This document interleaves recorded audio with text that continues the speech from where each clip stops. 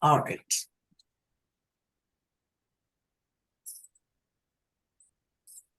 One second. There we go. So on our agenda today, we're going to be talking a little bit about just sort of what the environment for retirement is right now. Some kind of cultural things are going on that have sort of shifted that landscape just a little bit. We're going to get into some of those challenges of retirement. I think some of these, you may have already thought of, but there may be hopefully some areas maybe you've not explored as much, or gives you a little bit of food for thought. And then really want to get into some strategies for how to adapt to some of this adjustment that we will be going through, and kind of embracing that wellness mindset, because we know that there's lots of different areas that this kind of life change impacts. And so we really want to be looking after ourselves. I'm going to be obviously focusing much more in on the mental health piece of it, but we know there's some tangential connections to our physical health and relationships and all these other pieces as well. And then we've got some resources at the end as well. As I mentioned earlier, this is being recorded. So if there's something that you don't catch the first time around, or you're wanting to go back and look at some resources, just be aware that those will be here and available to you once this gets posted. All right. So when we're thinking about sort of the broader, environment that impacts retirement, a couple of things that we want to just kind of be aware of, is in the background. One piece of this is that sometimes just even the concept of retirement can feel a little ambiguous. Now, some of that may not be true for you. You may be really clear cut. You may know what your date is. This may look like a really straight path ahead for you. But for some folks, it can look a little more complicated. And so, I think even 20 years ago, we didn't hear as much discussion of, sort of what are you going to do after retirement in terms of, are you going to work somewhere else? Are you going to take on a second career, that sort of thing. So some folks retire with the thought of going into a second business of some sort. Some folks may want to do things like consulting or do some sort of connected work, but maybe in a different way. For other folks, they may want a disengagement from work altogether. So what retirement actually means for you and how that compares to other friends you have, other colleagues, family members, that can look really different for different folks. So just keeping that in mind. Also acknowledging that retirement kind of window is a lot longer than it used to be. And so historically, the average time that people lived within retirement was around 7 years. Now we can have folks who are living in retirement for 20 or 30 years. You have a whole other chapter in life that's going on. And so again, that can kind of really bring up some of those questions about what does this period of life look like for me and what do I need from this? That to me ties in really well with the whole notion of a fixed income. Most of us have not had that struggle, even if we've had other financial issues, that maybe have been taxing for us. We haven't necessarily had a fixed income. And I think when you combine those two thoughts, the fact that retirement goes for much longer for a whole lot of us, and we're still managing that fixed income idea, that can make that financial piece definitely a bigger challenge. Definitely social, emotional, and financial issues are going to kind of come up, and those might look different again for everybody, but we're going to touch on some of the more common ones. Relationships, I think, are one of the big things that get impacted by retirement, that sometimes folks don't necessarily pay attention to or don't think are going to become much of an issue. I think sometimes, we think of just sort of the blissful picture, how we're wanting to spend our time together with our loved ones or with our friends. And we don't always think about some of those challenges or conflicts that can kind of come out of that as we just adjust to change. Certainly, most folks are going to, over time, be dealing with decreases in abilities, some loss of independence, and trying to, again, adjust to make sense of that, figure out how to kind of incorporate that in. The other piece that may look really different for folks is around caregiving responsibilities and living arrangements. And that can kind of, I think of sort of both sides of that caregiving equation. It may be that, you've got grandchildren, for example, who you're really raring to go and be more active in their life or spend more time with them. You may have children who are expecting you to come on as a babysitter, or have an expectation around that. You also may be dealing with older relatives who are needing caregiving. You may be in a space where you've got someone living with you that you're caregiving for. So retirement may not be sort of what maybe a vision of that had looked like, at one point in life. It may look different at this point. But I think that caregiving responsibility and living arrangements piece, again, we know everybody's is going to look slightly different, but sometimes assumptions around that or things that are having to be done by necessity may kind of change that landscape a little bit from what we expected it to be. There we go. So looking at sort of the things that feed into the stress of retirement, looking at things like identity change, finding meaning and purpose, that sort of change to daily structure, or change to who we're hanging out with. All of those kind of funnel into just this really major life change.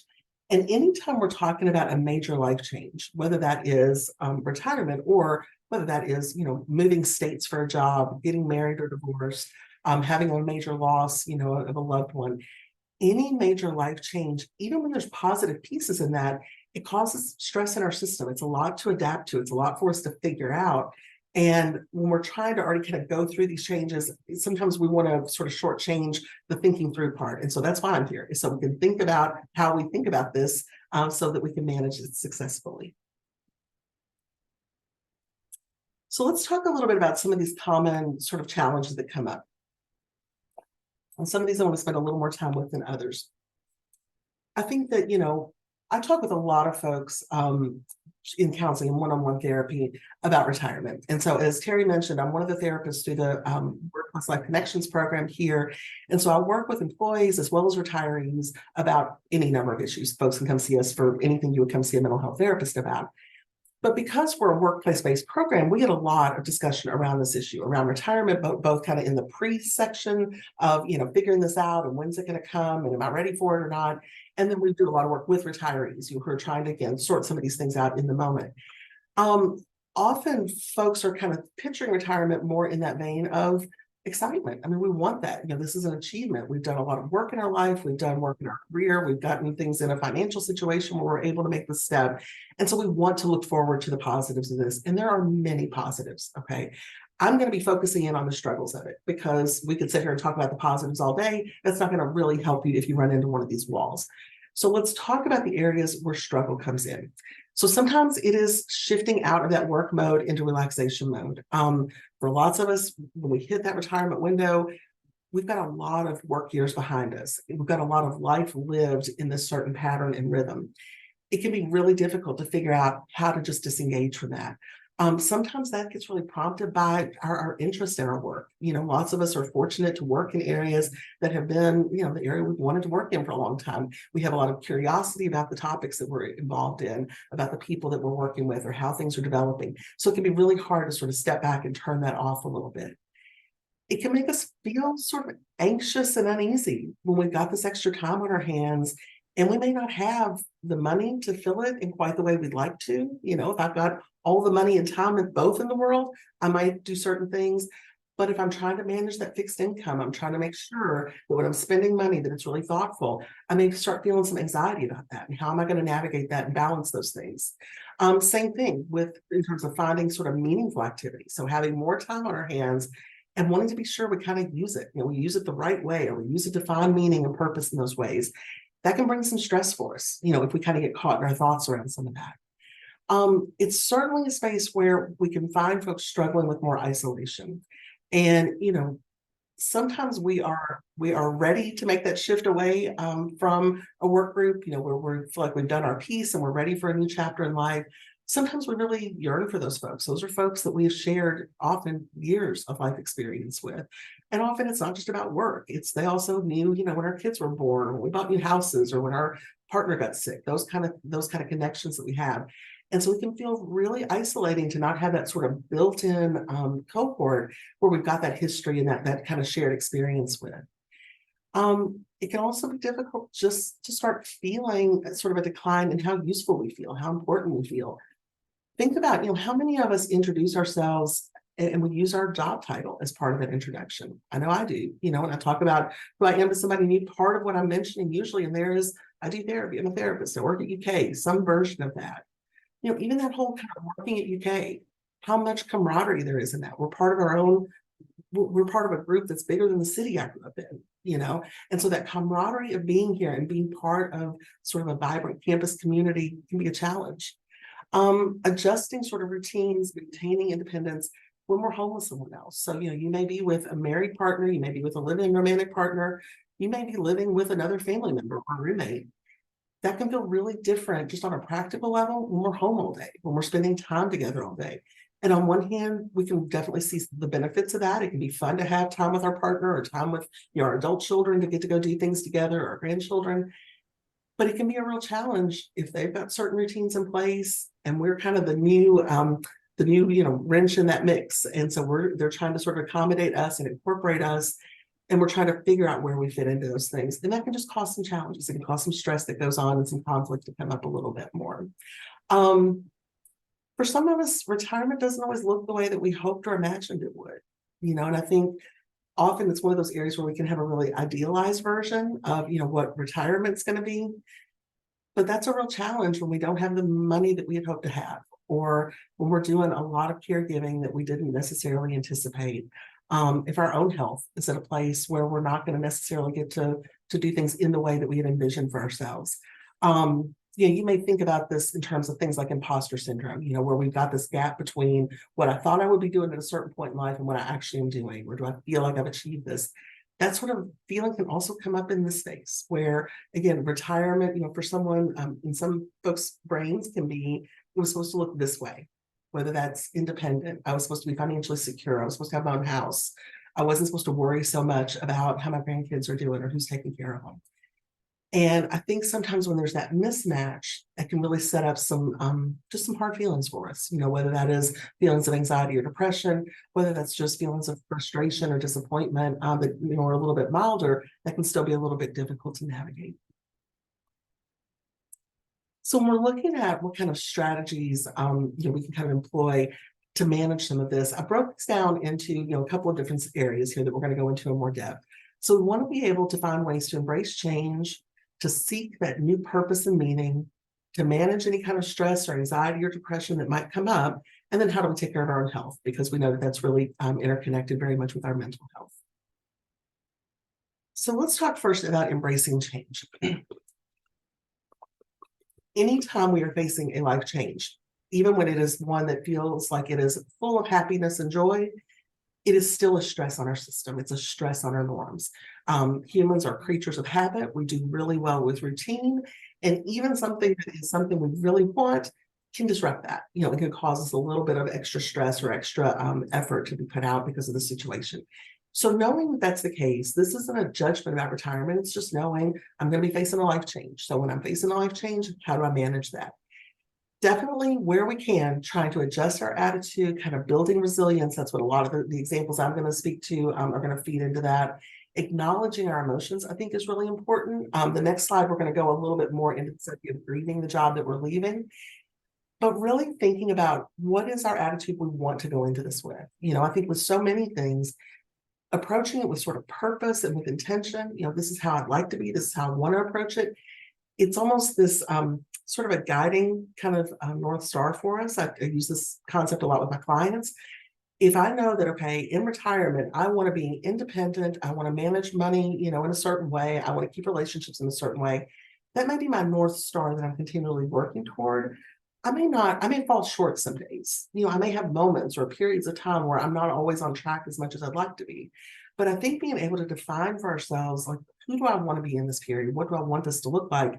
It gives us a little bit of a start of that roadmap, of moving toward that, and it's being able to set some goals or take some take some actions to support what those bigger goals are. Sometimes it's, kind of redefining our identity. Again, if we're introducing ourselves by our job title, that's a really big part of who we are. It's okay to feel pride in what we've done in our careers, and want to share that with people. But this is a window where we're really having to kind of shift and look at that identity. Who am I? Who am I? Not just what have I done with my career, but who am I? And what does that look like? And sometimes it takes a little time to sort of think through that, to figure that out and let ourselves think about it a little bit. I skipped over radical acceptance. Let me go back up to that one. Radical acceptance is one of my favorite concepts within therapy because it's super simple. It's really no more complex than what I'm going to describe to you. But a lot of us struggle with radical acceptance. And I think the struggle often comes with we don't want to accept things as they are. Radical acceptance is just this concept of accepting something as it is, not as we want it to be. I use radical acceptance a lot with clients when it comes to things like health challenges, dealing with other maybe family member relationships or other relationships we don't have control over. Sometimes we just have to accept things as they are. It doesn't mean I don't like it. Sorry, I got lost in my words there. It doesn't mean that I have to like it. It just means that I have to accept it and adapt to it and deal with it.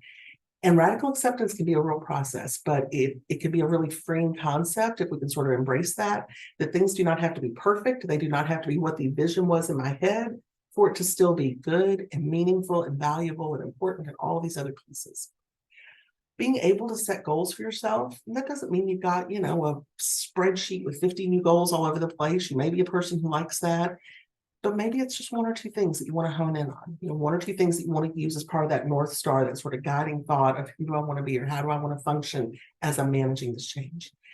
And then seeking social support. The social support piece, I think, is huge, really looking and being honest with yourself about what role does my career and the people I work with take up in terms of providing social support? How much am I going to miss that when I step away from that part? And what does that look like in this next chapter? Do I want to go deeper into current friendships? I want to take folks that, I don't get to talk to as much, and I really want to spend more targeted time with them, or I really want to spend time with, kids or grandkids or family. Do I want to expand my circle?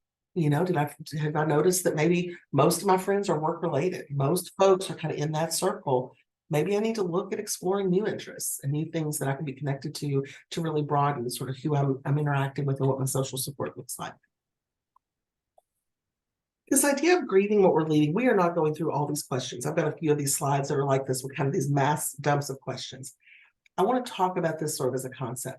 So even if we are ready to leave our job, like we are ready for retirement, we have got our date, we are counting it down, like we are there, we still tend to go through some period of grieving and loss as we separate from that. And what parts of it we grieve might look really different from person to person. For some folks, they really miss the individual interactions. I miss my coworker that I sat by for 15 years and we knew each other's lives, and I'm not going to see her every day. And that is a really clear thing, and I can identify I'm grieving it. For some folks, we grieve being able to say, yeah, I work in this lab, I do this thing, I work at UK. Sometimes we grieve because we don't feel like we got to finish the work we were setting out to do. Maybe there were big projects, big visions and dreams you had for your job, and it just didn't come to fruition for one reason or another. And so I think sometimes exploring questions like these, I use these kind of questions a lot in my one-on-one counseling with folks, just as a way of kind of processing, turning some of this stuff up, giving yourself a chance to think a little bit about it. I would encourage you, with these different, I'm going to have maybe 4 or 5 different slides that have some of these kind of clusters of questions on it. If this one appeals to you, think about this, pull these up, take a snapshot of this, or look at the video later and come back to these if you need to. But let yourself really process the importance of the work that you did, of the role that you took on, of things that still hurt and things that feel good and exciting about that. That to me is one of the biggest steps that I do with folks individually to help them kind of bridge making a change, whether that is leaving for a different job or moving toward retirement. Being able to bring some closure to the place that we were at can be really, really beneficial and really give us some insight into kind of what we need next. Preparing for social change, this is another one of those question dumps. So this one is really focused around how do we keep connection and support with each other? So thinking about, how do you want to keep connected to the folks that you've worked with? How do you want to meet new friends? What kind of pieces might be missing there? What kind of, who did you provide support to? How are you going to do that in the future? Are you going to do that in the future? There's one further down in here, about 2/3 of the way down, about, do you want to hear updates about your former workplace? I find that can be a really challenging one when I talk with folks about that, because often they care about the folks that are there, or they care about the projects that are going on, or the task, that we were trying to get this up and running, and I just want to know if it got done.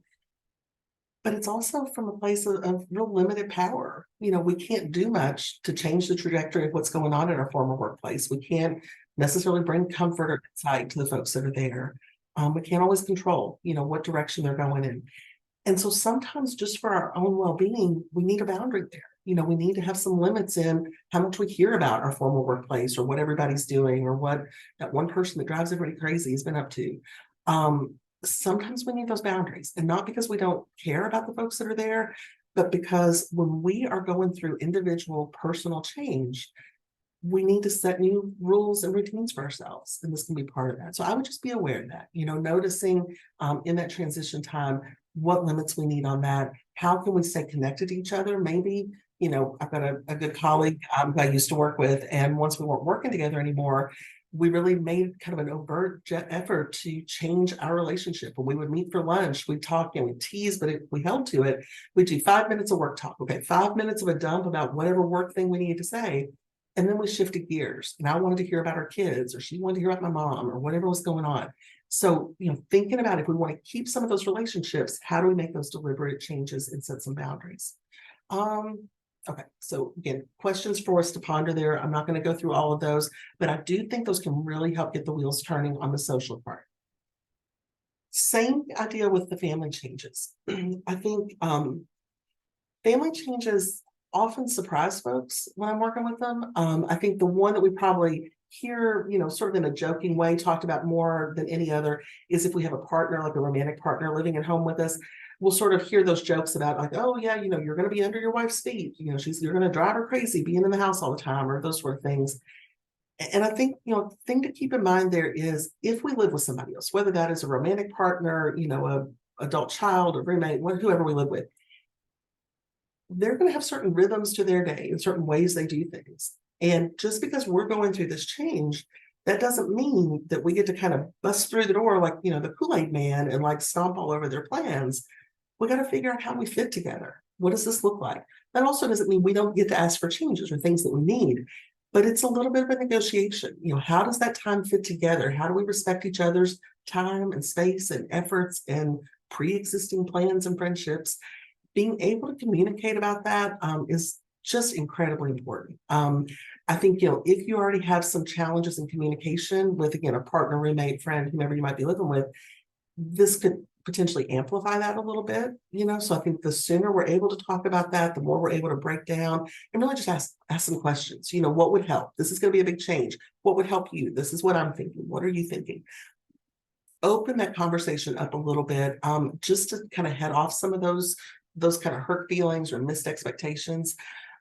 Those, again, I'm not going to go into all the questions that are here, but how we're dividing time, how we're dividing chores, what kind of tasks are going on. Sometimes there's assumptions that get built in here. And again, this is one of the areas that I see folks really struggle with. Honestly, one that comes up a lot is with adult children, having an expectation that you're kind of a default babysitter for grandkids. Again, wonderful if you want to spend time with your grandkids, wonderful if you're going to be their daily sitter. However you want to do that, there's no right or wrong. But communicating about that, being able to say what your limitations are, being able to talk about your boundaries, I can do this, but I can't do that. That may feel really different. If we've had work as one of the, kind of pieces that we can kind of hook that on, it's easy to say, sorry, I can't do this thing. I've got to be at work all day tomorrow, and that's a pretty, that's what I'm looking for. It's a pretty objective way, of saying no. Having to say no when, well, your day is, a lot of our family may think your day is free all day long. What else do you have to do? Why couldn't you come do this? It's a little bit different, figuring out how to set a limit or a boundary, how to say no to something, how to say no, even if it's something you might want to do sometimes, but not every time. So I think navigating some of those family expectations, same thing with elder caregiving. Sometimes, and again, another common situation I will see among clients are siblings who are doing elder care for an older parent or an elder relative. And if one sibling is retired and the others are not, there's some real expectations that get kind of brought in there about who should be doing what. It's a place for communication. It's a place for boundary setting, for us being able to define what I'm willing and able to do and what I'm not willing and able to do. Sometimes those can be tricky, but I think those are sometimes areas that we don't always think about, with some of those assumptions. Okay. Looking for purpose and meaning. This can be done in lots of different ways. So some of these examples that I'm giving here rely on the idea of continuing to work in some capacity, but that doesn't have to come from that. So, for some folks, they do find purpose and meaning in looking for things, part-time work of some kind. And this may be completely unrelated to what your professional career has been in. It may be doing something on a really small basis. It may be doing consulting in your same area of study, so that you're able to do that in a really small or kind of boundaried way. It may be doing volunteer work, things that you've wanted to do, things you've wanted to get involved in, whether that's volunteering or even hobbies and interests that you've wanted to do for a while, but you've just not found the time, the space, the energy for it. Finding meaning during this window of time, I think, is one of our most important things. I mean, it really speaks to our own health and wellness and whether we can thrive during this window. I think it also gives us a way to navigate some of those other things pulling in our time. If we've got a real vision for ourselves of, no, I want to make sure I set aside some time for this. I really want to make sure that I leave myself, some energy, some space to do this thing I've always wanted to do. It makes it a little easier to start kind of building those plans and setting those boundaries. Sometimes it's taking on a new or different role. So it might be, maybe you've been involved in your church, but now you want to step up or do something a little bit more involved in that way. Or, you want to watch your grandkids every day. So looking for those places where you find it meaningful and that you want to make an adjustment or take on a new role. So I think as we're exploring that, some of the kinds of questions that can kind of help us with that, looking at some of those kind of big picture things. What is important to me? What am I drawn toward? What's going to give me that feeling of satisfaction? Sometimes we don't have the answer. Like you may sit down with these and think, well, I don't know. Like everything's important to me. I don't know what I want to focus on. I don't want to, what am I going to do to, help the environment or, whatever issue might be coming up that you're interested in. And I think what I would suggest is that starting with these kinds of questions, it's like tilling the dirt. We're just wanting to get it all kind of churned up a little bit and think about it and put some things out that we can see and not limit ourselves to this is what I've always done, so it's what I'm always going to do, but letting ourselves explore a little bit. What am I interested in? What might be, an area that I've got something to contribute to? What kind of challenge do I want to take on? Or do I want something that I know really well? My mother-in-law retired a couple of years ago. She was a nurse and she really wanted to volunteer in the hospital. She liked that, she knew the lay of the land. She knew what was there. And she wanted to do this one really small little piece of volunteer work because she wanted to be in a familiar space. She wasn't looking for a new thing.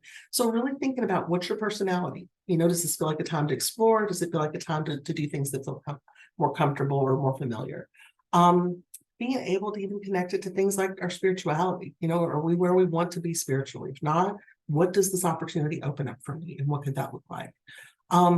Sometimes it can be helpful to talk about these things. We're going to talk about support a little bit at the end, but I think this also could be a place of talking even just with our friends and partners, being able to brainstorm some of this. I think definitely if you're open to journaling, these kinds of questions can just be a really fruitful place to kind of explore and just to start understanding yourself a little bit better.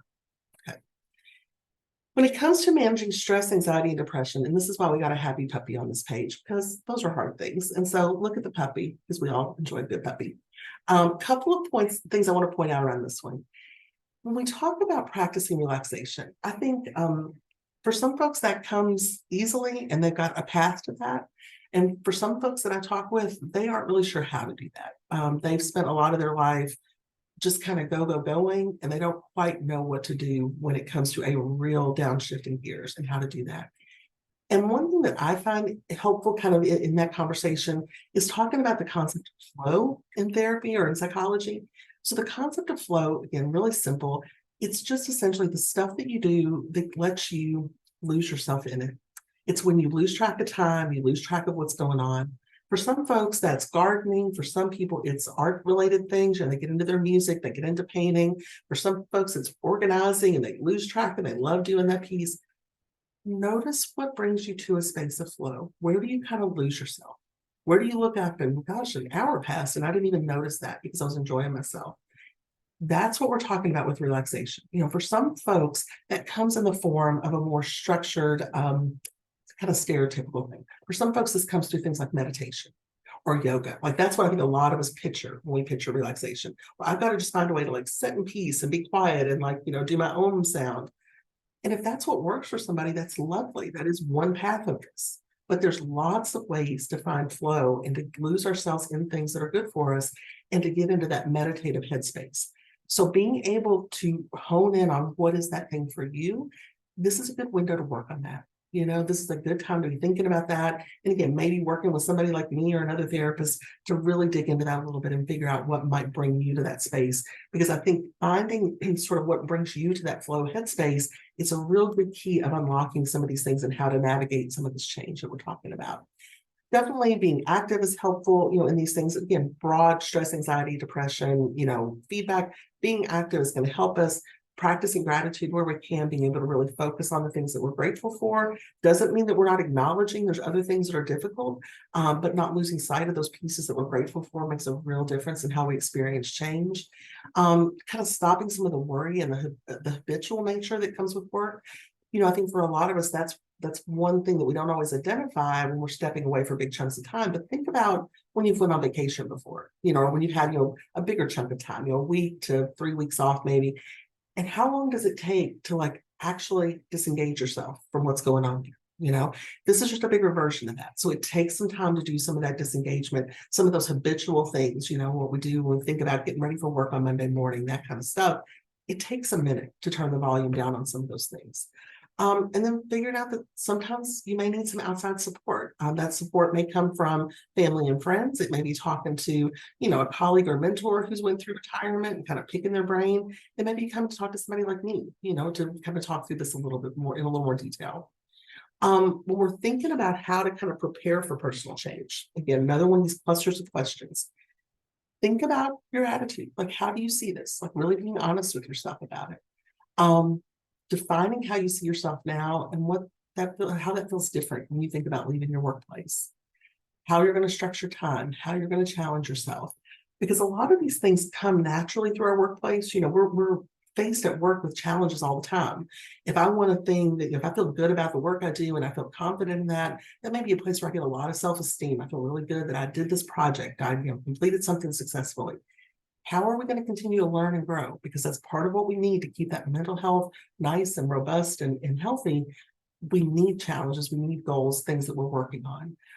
Where would we like to be in 5, 10, and 20 years? Not seeing just retirement as just these ending, but really looking at it as this next chapter and what we want in that chapter and what we want that to look like. When it comes to when you may need some bigger support, again, support from somebody like me or another therapist, or someone in more of that formalized role, these are just some questions to ask yourself. Sometimes folks are not quite sure, when is it time to actually reach out for some support? So does worry or stress kind of get in the way of what you're wanting to do? Does it get in the way of your relationships? Do things feel kind of heavier or more intense? If you're looking at that retirement date, if you're somebody who's got that out on the horizon and you're looking at that date, does it feel heavy? Does it come with some worry? Maybe that's a thing to explore a little bit. Is worry impacting your physical health, your sleep, your eating, physical activity, those kind of health issues? Again, that's just a red flag for us that maybe this is a little bit heavier. Maybe we need to talk a little more about it. Are we turning to unhealthy coping mechanisms, whether that's, avoidance or alcohol or drugs or getting lost in our phone, just things that don't feel like they're healthy or kind of how we're wanting to approach it. And honestly, the last one to me is probably the one that should only be on here, which is, would it be helpful to talk to somebody else about it? I mean, that's really what the question is. Does it feel overwhelming? Does it feel like your thoughts kind of circle around a little bit, or it gets overwhelming easily? And if so, come talk to me or somebody like me about this. Like Terry said, this is a thing that we do a lot. I think because we're based at UK and we work here, we at least have a little more understanding of sort of the culture and politics and some of those kind of things that can come into play as well. But this is also something we have a lot of experience talking to people about. So if it's something that you feel like, okay, maybe just come in and meet with somebody once or twice just to talk about my particular situation, how am I going to navigate setting boundaries with the grandkids or whatever it is, then we can kind of drill down into some of those specifics that might be coming up. But it's a really good tool. It's a free benefit. And I think it's a good time to kind of use that. And again, you don't have to have had lifelong issues with, depression or anxiety or any mental health issue. It's just you're facing a life change, and so sometimes that can be useful to talk to somebody through that process. The physical health piece, I'm not going to go as in-depth on this part, but we know that the physical and mental health components of us are connected. And so when we are finding increases in stress, increases in worry, we may find that our sleep is impacted, our eating is impacted, our ability to stay on task with goals, going for a walk every morning or doing some of those things, those might get impacted. Being able to keep some prioritizing of that health piece, I think, is really important. We can't say enough about prioritizing sleep where we can. It's hard for us to make any decisions. It's hard for us to think through things when our brain's not getting what it needs, when we're not able to have that rest and that disengagement, from the worry maybe that's going on. Being aware of the role that routines play in this. We thrive, I think I mentioned this earlier, but as humans, we thrive in routine and knowing what to expect. This is one of those major, major disruptions to routine that's going to be coming up. And so being able to take routine, sort of take control where we can. So it might be that, yeah, change is going to be coming, but for right now, I know I do well when I'm, doing my meal prep on Sunday night, or when I make sure I get my laundry caught up on whatever day. Those small routines help us feel more in control and kind of stay on track as we're trying to kind of figure out some of these other pieces. All right. I've included this. I'm again not going to go into all these. These are just some of the ones that we pulled from, but I thought they're all different articles. One's a PowerPoint in there, different things that have some good components. If you want to explore some of those a little more, I just want to give you the references for those. And then in terms of our services, if you scan the QR code, it will take you to our page and it shows you all of the therapists that are there. So there are 4 of us full-time here. They're UK employees, and then we contract with a couple of folks as well. All employees, as well as retirees, get 5 visits per year. So that renews every year. Every July 1, you've got those 5 visits available to you. If you haven't used those and retirement is on the horizon, or you're kind of wrestling with some of these things that I've mentioned, think about coming in for a session or 2. Again, you can decide with the therapist whether that's, a 1 or 2 time thing or whether that's an ongoing need. But everything that we talk about in therapy, just like what you would expect, it's private and confidential. It does not connect to your personnel file or your health records in any way. We do a mix of in-person or telehealth, either one. And as I said, there's a variety of us here that have worked here for quite a while. It's also available to sponsor dependents. Sorry, I didn't want to forget that piece. But if that feels like that would be useful, again, just to talk that through a little bit, to kind of get a little more attention to your specific things, that's part of why we're here. So we will be happy to meet with you about that. To make an appointment, you can do it online, or you can call Julie, who is our wonderful administrative assistant, and she can help you out if you run into any problems with that. All right. All right. So I'm going to come off of screen sharing. There we go. And wanted to see if we have any questions.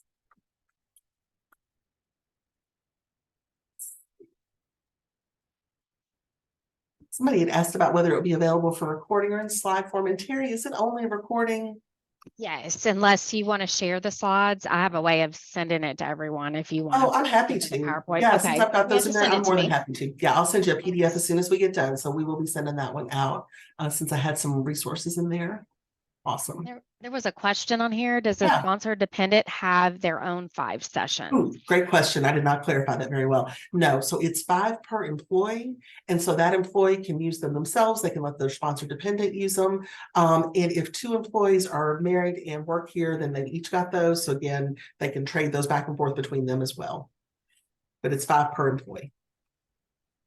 We do have a retiree on here that's asking, are they entitled to 5 free sessions? Which you answered yes. Yes. Yes, and we would love that. Yeah, I've got lots of folks that are retired that come back in for this. And it's also been kind of nice since we've done telehealth. Some folks just like that if they're not on campus, it keeps them from having to drive in. But we do a mix of both. So whichever folks would want to do is totally good for us. Yeah. What else? What other questions do you guys have?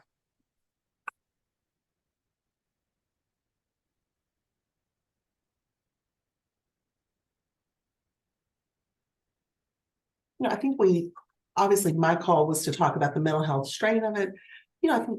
I feel like I'm very doom and gloom when I come in with this. Like I read through it right before I started. I was like, oh God, like I'm talking about every problem with retirement.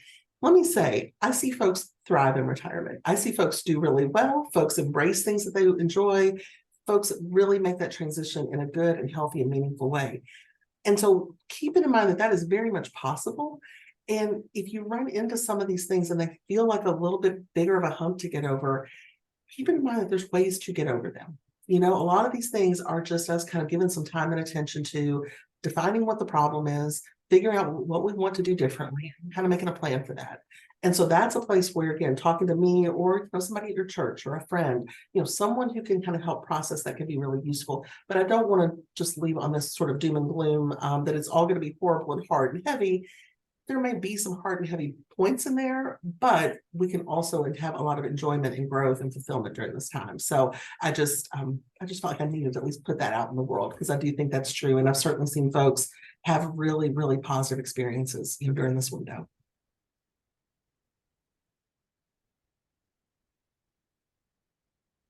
Any questions you thought of, Terry? Anything that you want me to mention? I think you've covered a lot. This is a lot of good information. And I'll get the slides out to everyone. Someone just made a comment, good information, something to think about is the mental health with the changes of retirement. That's a good point. Yeah, absolutely. And one thing that we find is, many of us have other underlying sort of mental health issues that are there. So for example, if somebody has struggled with depression, off and on in their life, they may find that a time of change like this just kind of feels like it amplifies it a little bit. It doesn't mean that, again, it's going to be insurmountable or it's going to always be at that heightened level. Anytime we're going through change, we're going to have a heightened level of stress and disruption, whatever that looks like for us. For some of us, again, depression or anxiety or some of those heavier ones, or just feelings of stress. And then we tend to come down and sort of settle from that as well. So you might find that things feel more heightened, and there are a little more kind of front and center or present. Same thing in our relationships. If we've already got a little bit of a conflict sort of relationship with our partner, this may add a little bit to that, so we need to sort of think about that. But it does not mean we're always going to stay in that heightened space. We kind of work through it and then we come back down to what feels like a more sort of average or resting space for us. But certainly reach out anytime. My information's in the PowerPoint. The little QR code that I've got at the end there shows you all of our information so you can settle or set up with any of us if you want to do that. Let's see, I can see a couple of questions. Ooh, nice.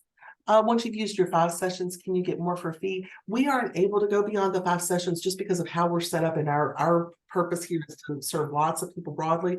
But what we will do is help you find another therapist option with using your insurance. So we would see whether you've got HMO or PPO, and then we'll be able to help you connect with somebody for ongoing services using insurance. Good question. Oh yeah, someone was talking about knowing somebody who's 93 who uses the Ollie program, which is great. We've got so many of those great just things that we can reach out to, and I think resources here to be able to do some of those things. We just got to tap into them. Great. All right. Well, that's all that I've got for now, unless you've got anything else, Terry, that you want me to say. I don't. I think you did a great job. All Thank you right. so much. A very You're so important welcome. part of retirement. Absolutely. Well, anybody reach out anytime, and Terry, I'll send this stuff your way in just a little bit. Thank you. You're welcome. Thanks. Bye, guys.